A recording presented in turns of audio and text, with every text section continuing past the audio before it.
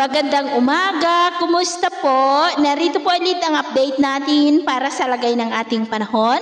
Ngayong umaga po ng June 28, 2024 na kung saan sa ngayon ay nasa West Philippine Sea na po ang sirkulasyon ng LPA na ating minomonitor. Palayo na po ito dito sa atin at papalabas na sa ating area of responsibility.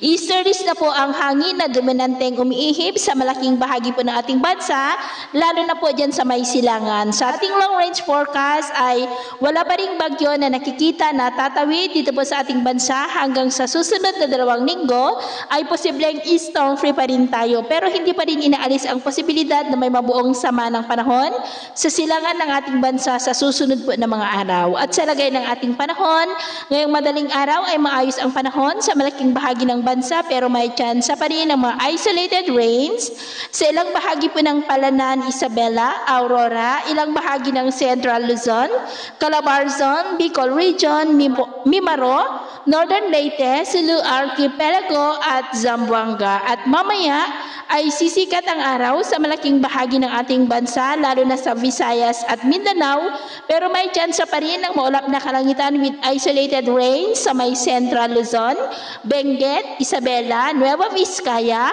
Quirino, Calabarzon, ilang bahagi po ng Bicol Region, Mimaropa, Sulu Archipelago at Zamboanga. At mamayang hapon, mas maraming lugar muli dito sa ating bansa ang makakaranas ng maulap na kalangitan with isolated light to heavy rains.